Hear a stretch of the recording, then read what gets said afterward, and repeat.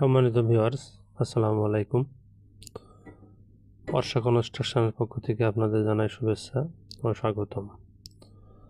আজ আপনাদের মাঝে প্রস্থ 20 ফিট এবং দৈর্ঘ্য 30 ফিট অর্থাৎ 600 স্কোয়ার ফিট, আপনারা একটা বর্ডার লাইন দেখতে পাচ্ছেন। 600 স্কোয়ার ফিট জমিতে কিভাবে 1 ইউনিট বাড়ি করবেন সেটা আজকে আপনাদের মাঝে তুলে ধরব। দর্শক, প্রথমে আসি, এই বাড়িটি নির্মাণ করতে একটি আনুমানিক খরচ হতে পারে 7 লাখ টাকা। এটা যদি আমরা নিচতলায় ব্যবহার করি সেক্ষেত্রে আমাদের 7 লাখ টাকা খরচ হবে। দেখতে পাচ্ছেন আপনারা, এখানে একটা সামারাইজ করে দেওয়া আছে। এখানে মোট উল্লেখ করা আছে 9টি কলাম, 1টি 2টি 3টি 4টি 5টি 6টি 7টি 9টি কলাম। এখানে মোট 9টি কলামের প্রয়োজন। এ ধরনের একটি বাড়ি করতে মোট 9টি কলাম প্রয়োজন। এবার আসি, এখানে কি কি সুবিধা থাকছে। এখানে 2টি বেডরুমের সাথে একটা অ্যাটাচ বেলকনি, একটি বেলকনি। এখানে বড় পরিসরের একটি লিভিং এবং ডাইনিং। এখানে সোফা সেট ব্যবহার করা যাবে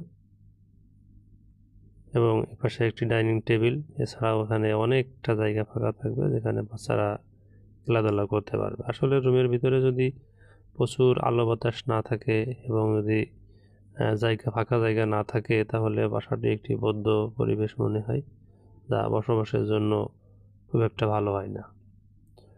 পাশাপাশি এখানে একটা ইউনিট, বাট যদি আপনি মনে করেন যে এখানে সিঁড়ি রুম করে এই পাশে আরেকটি রুমও করবেন, সে ব্যবস্থাও আছে এখানে। এই কারণে মূলত এখানে বেলকনি রাখিনি। এবার আসি যে এ ধরনের একটি বিল্ডিং করতে মোট কতটুকু জায়গা প্রয়োজন। এই যে আপনারা দেখছেন 1.37 একর অর্থাৎ 1.37 শতক জমি প্রয়োজন এই ধরনের যদি একটি আপনি বাড়ি করতে চান।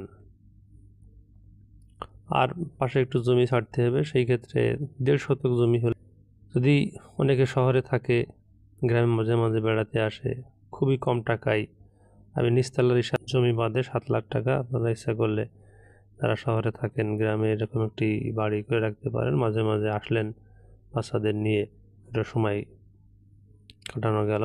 করে আপনাদের এই কষ্টার্জিত টাকা বিফলে যাবে না। আপনারা এই ধরনের একটি ডিজাইনের বাড়ি করলে ভালোভাবে বসবাস করতে পারবেন।